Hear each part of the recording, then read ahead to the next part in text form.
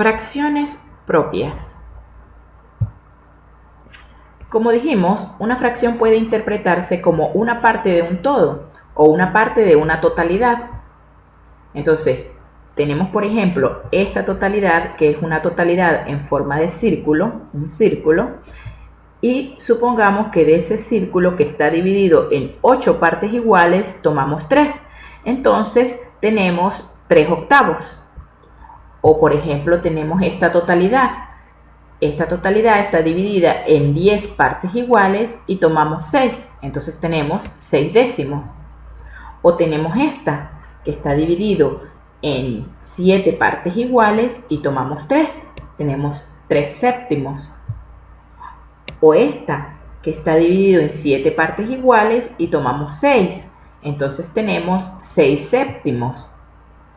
O esta, que está dividida en 9 partes iguales y tomamos 7. Entonces tenemos 7 novenos. O esta, que está dividida en 6 partes iguales y tomamos 3. Entonces tenemos 3 sextos. O esta otra, que está dividida en 25 partes iguales y tomamos 13. Entonces tenemos 13 25avos. Observen que para expresar la fracción no importa qué forma tenga la totalidad.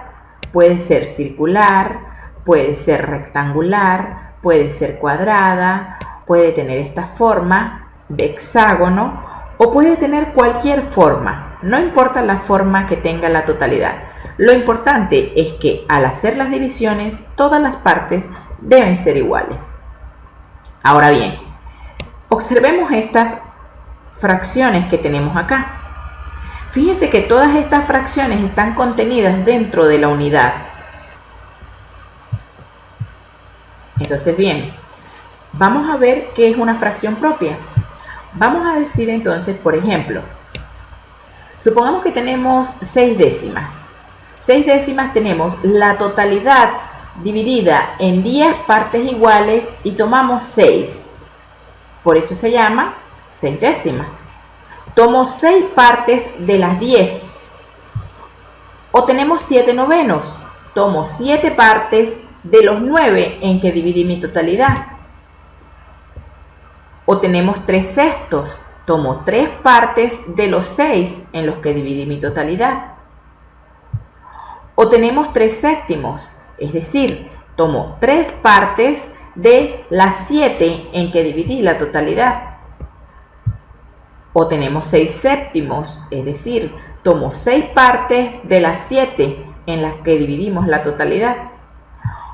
O por el contrario, 13 25avos, es decir, dividí la totalidad en 25 partes iguales y tomé 13.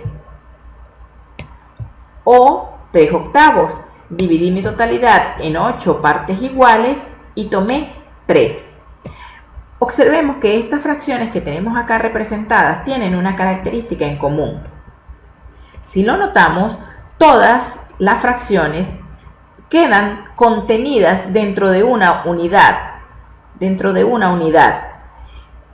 Es lógico, el denominador, que es el número de partes en las cuales dividí la unidad, es mayor que el numerador. Es decir, la cantidad de partes que yo selecciono, el numerador, es menor que el denominador. Entonces, bien, observemos que una fracción propia se caracteriza porque esa fracción siempre es menor que la unidad.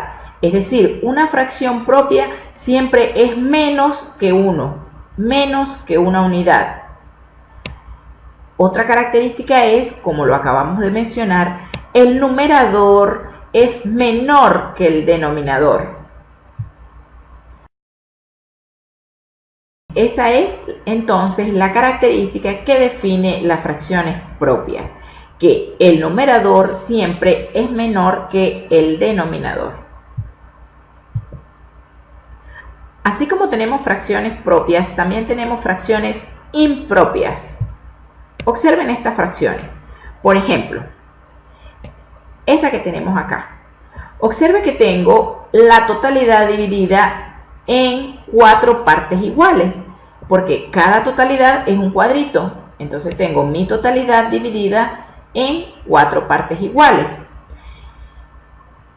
Observe que tengo seleccionados de mi totalidad, aquí tengo 4, aquí tengo 4 y aquí tengo 1.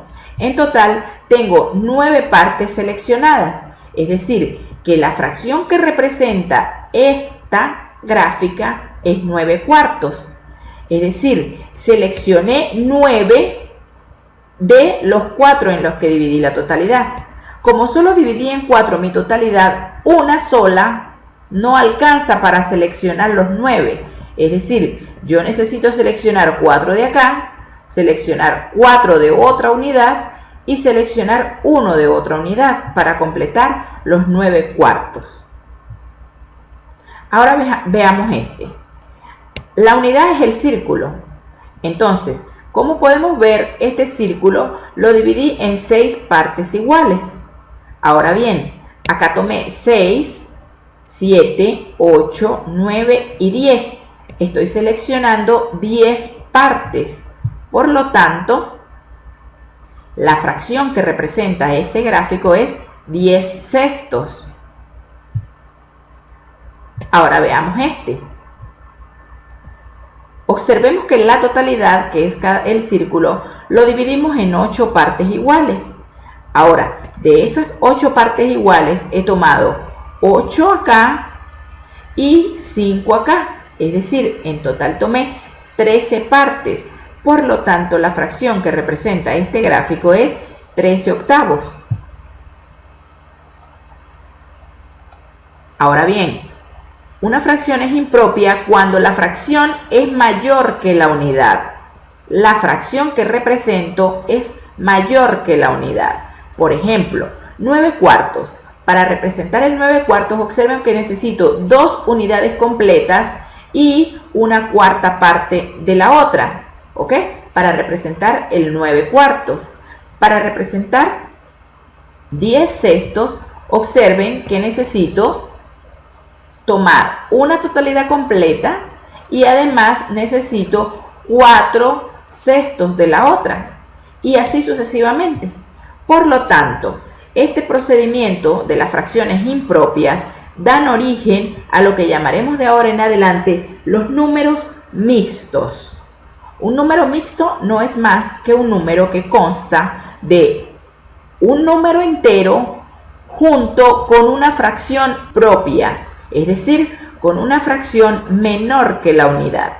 Entonces, por ejemplo, 9 cuartos, como dijimos antes, es 2 unidades completas y un cuarto. Por lo tanto, el número mixto que corresponde con esta expresión de 9 cuartos es 2 y un cuarto. ¿Cuál será el número mixto que corresponde con esta expresión de 10 sextos? Ok, pues para representar el 10 sextos no es más que una totalidad completa y 4 sextos de la segunda. Por lo tanto, el número mixto es de esperarse que sea 1 y 4 sextos. 1 y 4 sextos, como es de esperarse. ¿Cuál será el número mixto que corresponde con 13 octavos? Muy bien, es de esperar que debe ser 1 y 5 octavos, porque acá me queda 5 octavos. Entonces veamos, el número mixto que corresponde con 13 octavos es 1 y 5 octavos. Entonces, podemos obtener a partir de una fracción impropia un número mixto. Las fracciones impropias dan origen a los números mixtos.